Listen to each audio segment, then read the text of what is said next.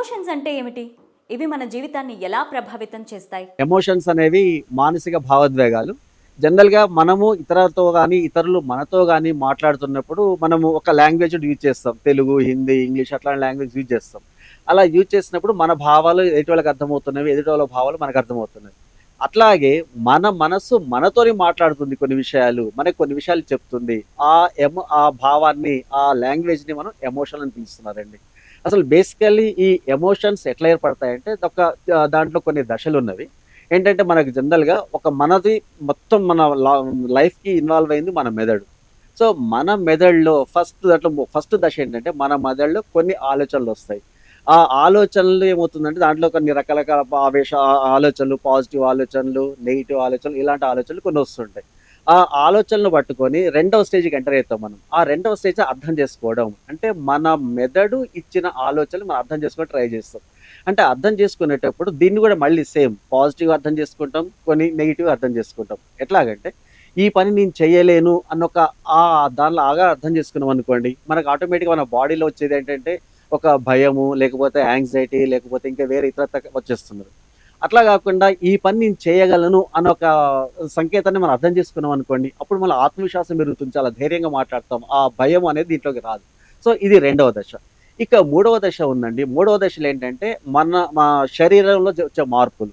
అంటే మనం మనసుతో వచ్చిన మన మైండ్‌లో వచ్చినవి, మన మెదడులో ఉత్పన్నమైన వాటిని మనం అర్థం చేసుకున్న తర్వాత అవి పాజిటివా, నెగెటివా ఏదైనా కానియండి ఆటోమేటిక్‌గా మన బాడీలో కొన్ని రకాల మార్పులు జరుగుతాయి. అంటే సాధారణంగా భయం వచ్చిందనుకోండి, అప్పుడు మన శరీరంలో జరిగే మార్పేంటి? మనకు బాడీలో ఒక అలసట వస్తుంది, లేదా చెమటలు పడుతున్నవి, లేదా బాడీ అంతా వేడవుతుంది. ఇలాంటి ఎమోషన్స్ అనమాట. సో, ఇవన్నీ గూడా ఒక ఎమోషన్ ఏర్పడిన తర్వాత అది కంప్లీట్‌గా పూర్తవ్వడానికి ఇక్కడ 3 దశలు చెప్పుకున్నాం మనం. ఈ 3 దశల్లో చివరికి ఫలితం వచ్చేస్తుంది మనకి. ఇది ఎమోషన్ అంటే ఏంటి? ఎమోషన్ ఎట్లా పనిచేస్తుందో మనకు తెలుస్తుంది. ఒక ఎగ్జాంపుల్ తీసుకుందాం ఇక్కడ. ఏంటంటే ఒక ఆల్చిప్ప ముత్యాన్ని తయారు చేస్తుంది. అది ఎట్లా తయారు చేస్తుందో అందరికి తెలిసిందే. మళ్ళీ ఒకసారి చూద్దాం దాన్ని. ఇప్పుడు ఆల్చిప్ప ఏం చేస్తుంది? సముద్రం అడుగున ఉంటుంది. సముద్రపు అడుగున ఉండి అది సముద్రంలో వచ్చిన నీళ్ళతో పాటు ఇప్పుడు నీళ్లు పీల్చుకోవాలనుకున్నప్పుడు ఆ నీటితో పాటు చెత్త, చెదారం ఇవన్నీ కూడా తీసేసుకుంటున్నది. ఆ తీసుకున్నప్పుడు ఏమైతే దానికి చాలా చిరాకు పుడుతుంది. ఇంక అంత చెత్త అంతా వచ్చి దాంట్లో చేరుతుంది. అది ఎప్పుడు నీట్‌గా ఉండడానికి ప్రయత్నం చేస్తుందన్నమాట. అప్పుడు చెత్త, చెదారం చేరినప్పుడు అది చాలా విసుగ్గా లోపల నుంచి ఒక రకమైన కెమికల్ కాల్షియం కార్బోనేట్ అనే కెమికల్ రిలీజ్ చేస్తుందండి. అది కాల్షియం కార్బోనేట్ రిలీవ్ చేసిన తర్వాత అదేమవుతుందంటే ఆ కాల్షియం కార్బోనేట్ అనే కెమికల్ ఈ చెత్త, చెదారం వాటి చుట్టూ ఉంటుంది. అది కొంతకాలం దాంతో పాటే ఉండి అడుక్కు చేరుకుంటుంది. కొంతకాలం తర్వాత ఆ కాల్షియం కార్బోనేట్ ఉన్న చెత్త మనకు ముత్యంగా తయారవుతుంది. అంటే ఇక్కడ ఏం జరుగుతుందంటే ముత్యపు చిప్ప అది ముత్యాన్ని తయారు చేయాలనే ఉద్దేశం దానికి లేదు. కానీ దానిలో వ్యతిరేకత వచ్చింది. దాన్ని తట్టుకోవడం కోసం ముత్యాన్ని తయారు చేసుకుంది. అట్లాగే మనలో కొన్ని ఎమోషన్స్ వస్తాయండి. ఆ ఎమోషన్స్‌ని తట్టుకోవడం కోసం మనం కొన్ని రకాల ఇమ్యూనిటీని, కొన్ని రకాల కెమికల్స్‌ని మనం తయారు చేసుకోవాలి.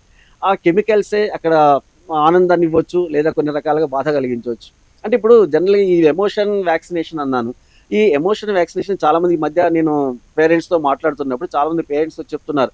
మా పిల్లవాడికి ఏ కష్టాలు లేకుండా పెంచుతున్నాను. మా పిల్లవాడిని చాలా హ్యాపీగా ఉంచుతున్నాను అని అట్లా చెప్తున్నారు. అంటే దాని అర్థమైంది ఇండైరెక్ట్‌గా వాళ్ళు ఏమని చెప్తున్నారు మనకి? మా పిల్లవాడికి ఎలాంటి వ్యాక్సినేషన్ ఇప్పించలేదు. వాడి ఫ్యూచర్‌లో ఎలాంటి ప్రాబ్లమ్స్ ఫేస్ చేస్తాడు అని మనకి ఇండైరెక్ట్‌గా వాళ్ళు చెప్తున్నారు. అది కరెక్ట్ కాదండి.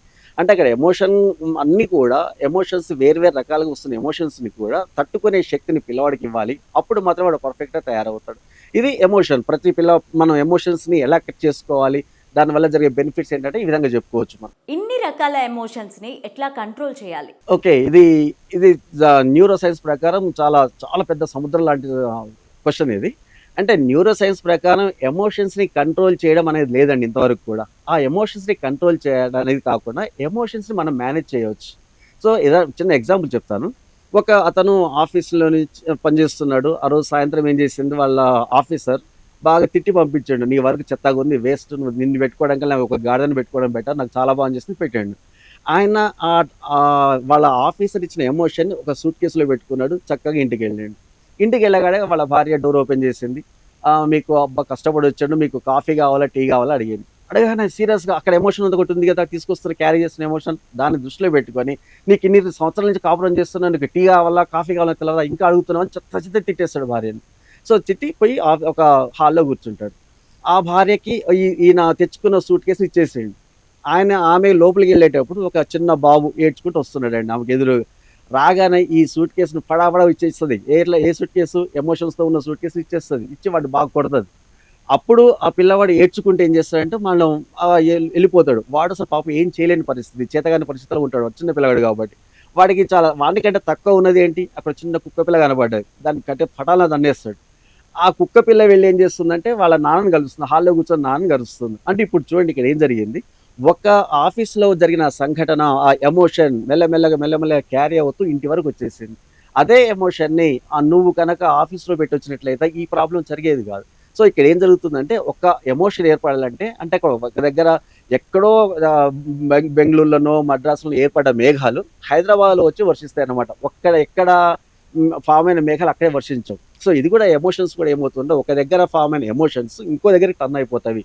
కాబట్టి ఎమోషన్స్ని మనం కంట్రోల్ చేయొద్దు. ఎమోషన్స్ని మనం ఓన్లీ దాన్ని అచ్చేస్తూ ఉండాలి. చిన్న ఎగ్జాంపుల్ ఇంకొకటి, ఇది నేను సపోజ్ ఫర్ ఎగ్జాంపుల్ నేను బయట కూర్చొని ఒక పేపర్ చదువుతున్నానండి. అప్పుడు ఒక పాము వచ్చింది, సపోజ్ ఒక పాము వచ్చింది. ఆ పాము నేను కాలు పెట్టి చెప్పుతో ఒత్తేసిన. నేను ఏమనుకున్నాను, పాము చంపేసిన ఫీల్ అవుతున్నాను. కానీ అదేమవుతుంది, కాలు తీసాను అనుకుని ఏమవుతుంది, ఇమీడియట్గా వచ్చి కాటేస్తుంది. ఇక్కడ పాముని మనం ఎమోషన్గా తీసుకున్నట్లయితే ఎమోషన్ని మనం చంపలేము, ఎమోషన్ని మనం ఎక్కడ ఒత్తి పట్టలేము. ఎప్పుడైతే దానికి ఫ్రీడమ్ ఇచ్చేసినామో ఇమీడియట్గా రివర్స్గా అంతకంటే ఎక్కువ బలంగా బయటకు వచ్చేస్తుంది. కాబట్టి ఎమోషన్స్ని కంట్రోల్ చేసిన దానికంటే మేనేజ్ చేయడం వల్ల వాటితో మనం అద్భుతమైన పనులు చేసుకోవచ్చు, మనం అద్భుతంగా లైఫ్లో సక్సెస్ అవ్వచ్చు. ఎమోషనల్ ఇంటెలిజెన్స్ విద్యార్థులకు, ఉద్యోగులకు మరియు వ్యాపారులకు ఎలా ఉపయోగపడుతుంది? ఓకే అండి, ఇది ఈ క్వశ్చన్లో ఎమోషనల్ ఇంటెలిజెన్స్ని యూజ్ చేసుకొని విద్యార్థులు, లేకపోతే తల్లిదండ్రులు, లేకపోతే వ్యాపారస్తులు, వీళ్ళందరికీ చాలా అభివృద్ధి చెందిన వాళ్ళు ఉన్నారు. ఒక చిన్న ఎగ్జాంపుల్ తీసుకుందాం. ఒకతను వ్యాపారంలో చాలా కంప్లీట్ లాస్ అయ్యాడు, చాలా పెద్ద వ్యాపారం చేసాడు, వ్యాపారం లాస్ అయిపోయినప్పుడు ఆయన అనుకున్నాడు, ఇంకా నేను వేస్ట్, నేను పని చేయలేను, నా వల్ల కాదు, ఇంకా నాకంటే చిన్న పనులు చేసేవాళ్ళు చాలా బ్రహ్మాండంగా బతుకుతారని చెప్పేసి ఆయన జీవితాన్ని పక్క పడేసాడు. అదే ఇంకొక వ్యాపారవేత్త ఉండు, ఆయన బాగా వ్యాపారం చేసుకుండు, బాగా సక్సెస్ అయ్యిండు, అనుకోకుండా ఆయన కూడా లాస్లో వచ్చేసాడు. అప్పుడు ఈయన ఏం చేశానంటే, నేను నా లైఫ్లో వ్యాపారం దెబ్బతిన్నది, కానీ మళ్ళీ నేను స్టార్ట్ చేస్తాను, మళ్ళీ మొదటి నుంచి ఎలా స్టార్ట్ చేస్తాను అని లోపలంగా ధైర్యం తెచ్చుకున్నాడు, బాగా వ్యాపారం చేసుకుంటూ వచ్చిండు. ఇప్పుడు మనకు లైఫ్లో చాలా ఎగ్జాంపుల్స్ కనిపిస్తున్నాయండి. ఆ ఎమోషన్ ఇంటెలిజెన్స్ బ్యాలెన్స్ చేసుకున్న వాళ్ళు, ఎవరైతే పాజిటివ్గా బ్యాలెన్స్ చేసుకుంటున్నారో వాళ్ళు సక్సెస్ అవుతూ ముందుకు వెళ్ళిపోతున్నారు. ఎవరైతే దాన్ని నెగిటివ్గా తీసుకొని వెనక్కి వస్తున్నారో ఆటోమేటిక్గా లైఫ్లో మొత్తం కిందికి పడిపోతున్నారు, మళ్ళీ లేవలేని స్టేజ్లోకి వెళ్ళిపోతున్నారు.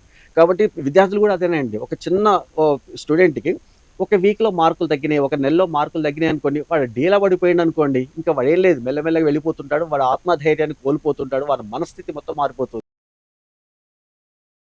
ఉన్నాడు అనుకోండి, వాడికి మార్కులు తగ్గినాయి, సరే పోరి ఈసారి తగ్గినాయి, నెక్స్ట్ నేను ట్రై చేస్తా అన్న ఆవేశంతోనో లేకపోతే అలా ధైర్యంతోనో ఆత్మవిశ్వాసంతో ముందుకెళ్ళండి అనుకోండి, వాడు మళ్ళీ పైకి ఎదుక్కుంటూ పోతుంటాడు. కాబట్టి ఇక్కడ మనం చేయాల్సింది ఏంటంటే, ఎవరైతే ఎమోషనల్గా వీక్ ఉన్నారో వాళ్ళకి మనం పక్కని సపోర్ట్ ఇచ్చుకుంటూ పోయినట్లయితే వాళ్ళు డెఫినెట్గా సక్సెస్ అవుతారు.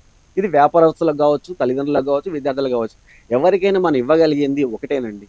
మనం వీలవుతే వాడికి నేనున్నానని ఒక భరోసా ఇవ్వండి, లేదనుకుంటే వాడు ఎమోషనల్గా ఎక్కడైతే వీక్ అవుతున్నాడో ఆయనకి సపోర్ట్ ఇవ్వండి. ఇది ఫ్యామిలీలో ఉన్న అందరికీ బాగా తెలుస్తుంది విషయం.